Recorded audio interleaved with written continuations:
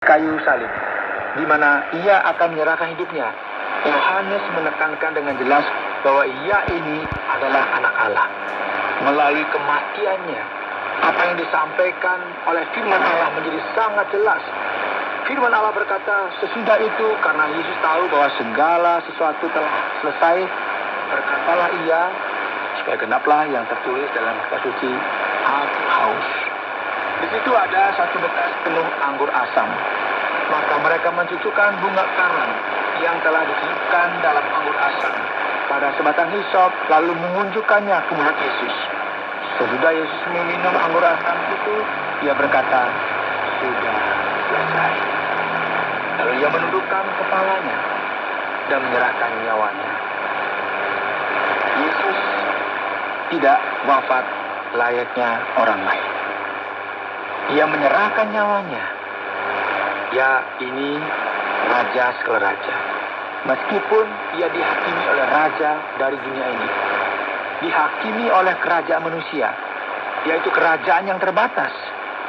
Yesus menyatakan siapakah yang sebenarnya memegang kuasa, yang merupakan raja yang sejati.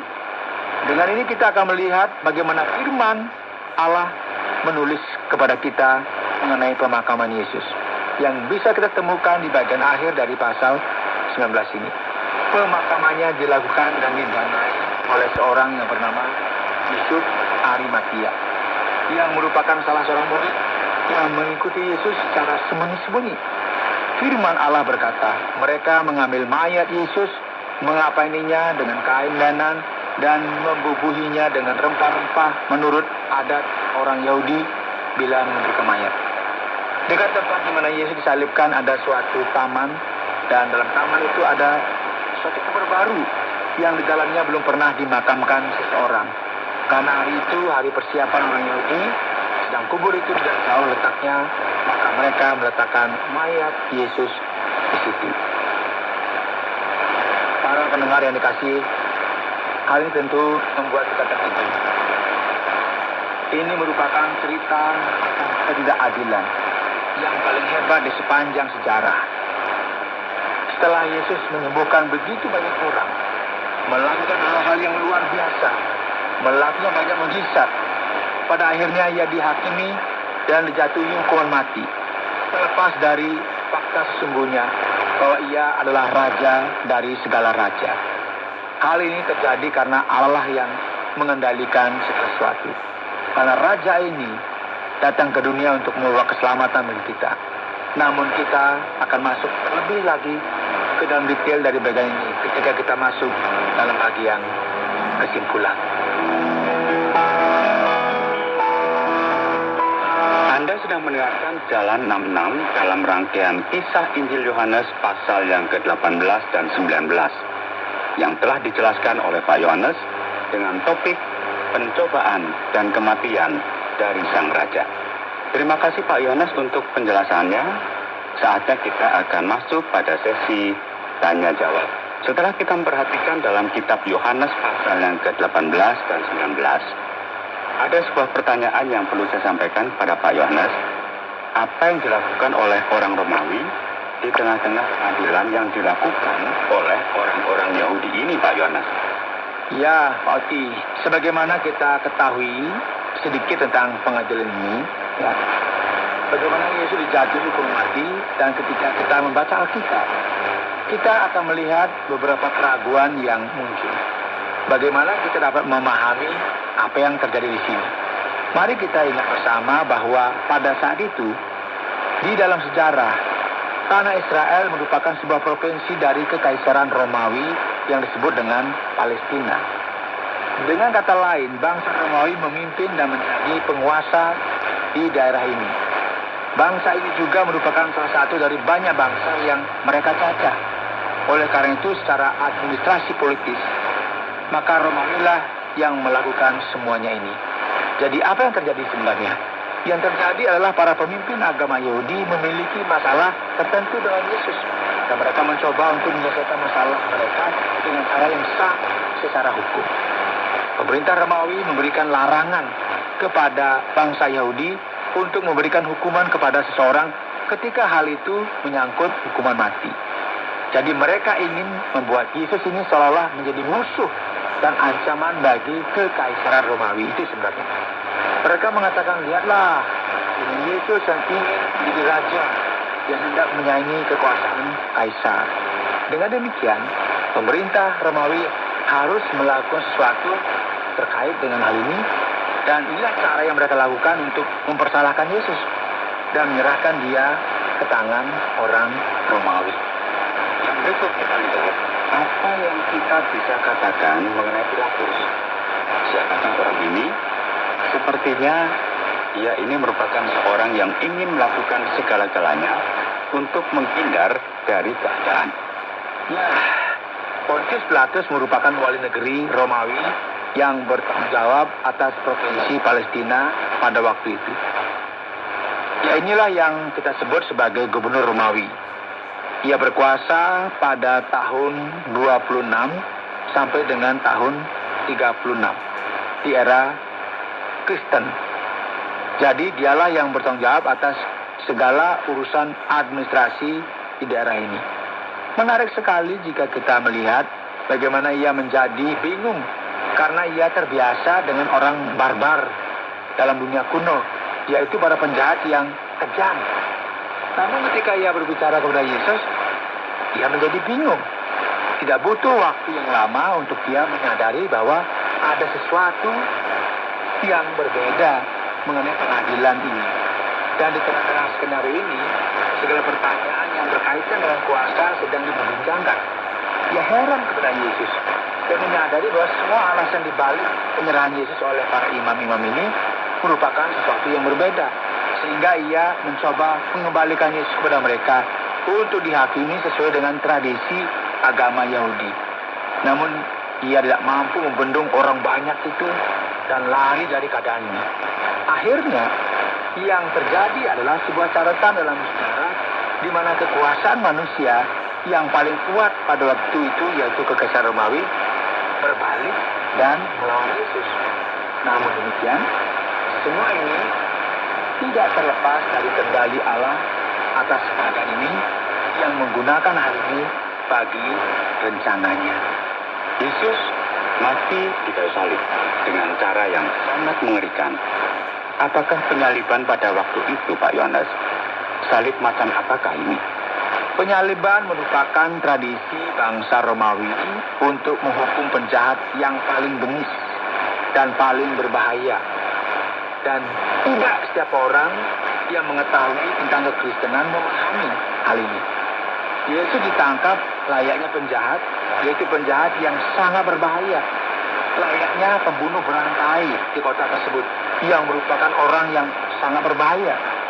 Jadi seperti inilah Yesus dikategorikan pada waktu itu.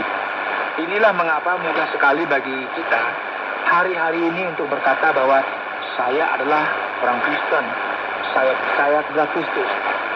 Pada zaman itu, jika kita mengatakan hal ini dengan kata lain, kita membela seseorang yang dikategorikan sebagai seorang penjahat. Jadi Yesus digolongkan dalam kategori ini dan ia sangat menderita penderitaan dengan cara yang barbar, yaitu penyaliban. Dan ia juga dicambuk dan didera. Kemudian tangan dan kakinya dipakukan di kayu salib. Jadi sekarang menarik sekali ya Pak Oti, karena biasanya seseorang yang disalibkan sebagaimana yang dialami oleh Kristus, mereka harus memikul salib di pundak mereka. Dan sekarang mengenai salib ada beberapa jenis di sini. Ada salib yang berbentuk T, ada yang berbentuk huruf Y, ada juga yang berbentuk huruf X. Kita tidak tahu dengan pasti berdasarkan bukti arkeologi salib jenis manakah yang digunakan untuk Yesus. Kita memiliki tradisi sejarah mengenai salib, namun tidak ada bukti yang meneguhkan mengenai detail dari hal ini. Pak Yohanes, bolehkah kita kembali kepada Pilatus? Sepertinya ia mengakui bahwa Yesus memang raja. Mengapa dalam ayat yang ke-19 dari pasal 19 ia memberikan tanda pada Yesus di kayu salib yang berkata Yesus raja orang Yahudi? Wah, andai saja benar seperti itu, namun tidak demikian yang terjadi. Pilatus tidak mengakui bahwa Yesus adalah raja. Yang terjadi dengan Pilatus di sini adalah ia merasa ironis karena klasifikasi apa yang dijatuhkan kepada Yesus. Apa sebenarnya yang terjadi? Secara spesifik, bagaimana semua ini terjadi? Apa kejahatan yang telah ia lakukan? Kejahatannya, catatan sejarah yang dituliskan menurut dia adalah bahwa ia berkata ia merupakan raja orang Yahudi. Atas tuduhan ini, Yesus dihakimi dan dijatuhi hukuman mati. Apa yang dikatakan oleh Pilatus bukanlah pernyataan dan pengakuan bahwa Yesus merupakan raja, namun formalitas dengan nada yang ironis yang sangat jelas kita lihat dalam pasal ini. Dan sekarang ada yang menarik perhatian kalau kita perhatikan pada ayat yang ke-10 pasal 19 kitab Yohanes ini. Mengapa Yesus berkata bahwa Pilatus tidak memiliki kuasa yang sejati? Mari kita amati dengan seksama Pak Oti. Dalam dunia kita saat ini, sama seperti seseorang yang diserahkan di tangan CIA, yaitu sebuah institusi yang paling hebat di dunia. Kekaisaran Romawi dalam hal kekuatan militer sama halnya dengan Amerika hari ini. Jadi ini seolah-olah berurusan dengan seseorang yang paling berkuasa di dunia ini. Lalu apa yang terjadi? Jelas sekali apa yang dikatakan Yesus ini. Hei, apakah engkau pikir bahwa engkau memiliki kuasa? Jika saat ini engkau memiliki kuasa, itu karena Bapa di sorga yang memberikan kepadamu. Ini penting sekali, karena banyak dari kita yang berpikir dengan cara demikian, yaitu dengan menghormati orang oleh karena kuasa yang mereka miliki, kepandaian, keuangan, politik, atau kekuasaan sosial yang mereka miliki. Namun apa yang dituliskan dalam firman di sini? Segala kuasa adalah milik Allah. Jika seseorang memiliki kuasa sementara, kuasa tersebut merupakan pemberian Allah. Dan oleh sebab itu, kita harus mempertanggungjawabkan hal tersebut. Sekarang kata yang terakhir Yesus ucapkan di kayu salib.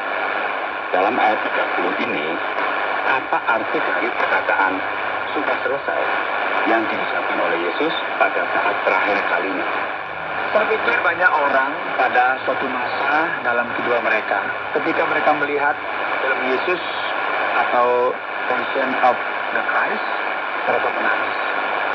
Mereka merasa kasihan sekali terhadap Yesus karena ia menderita dengan luar biasa. Seakan-akan Yesus diambil begitu saja. Kemudian orang Yahudi dan Romawi melakukan sebagaimana yang mereka lakukan. Tidak demikian keadaannya. Yesus menyerahkan hidupnya bagi saudara dan saya. Kata sudah selesai berarti rencana penebusan Allah untuk menyelamatkan umat manusia telah tergenapi. Karena Yesus mati di kayu salib. Terima kasih banyak Pak Yohanes untuk semua penjelasan yang sudah disampaikan. Bagi pendengar sekalian yang setia untuk mendengarkan program ini, jangan bergegas dulu, tetaplah bersama kami, karena kita akan belajar mengenai bagaimana kita menerapkan hal ini dalam kehidupan kita. Saudara, hari ini dalam program Jalan 66, kita telah belajar dari Injil Yohanes pasal 18 dan 19. Kita telah berbicara mengenai pengadilan dan kematian dari sang raja, yaitu Raja Yesus. Pendengar yang dikasihi oleh Tuhan, kita melihat di sini bahwa mereka yang memiliki kuasa dan kemampuan untuk menangkap Yesus telah menghukum dia dengan tidak adil dan membunuhnya dengan cara yang sangat mengerikan. Sering kita berpikir mengenai segala sesuatu yang tidak adil dan tidak sesuai yang terjadi di dunia pada hari-hari ini. Namun yang menjadi pertanyaan yang paling penting dan paling fundamental adalah siapakah yang memiliki kuasa yang sesungguhnya? Seberapa banyak kita yang menjadi marah dan geram dengan kuasa yang diselewengkan yang merugikan ribuan orang, kekuasaan yang sangat menentukan takdir banyak orang yang tidak berdosa.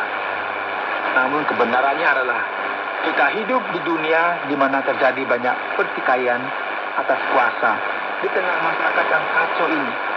Jadi penting sekali untuk kita menyadari bahwa Kristus merupakan Raja segala raja, satu-satunya pemilik otoritas yang sejati.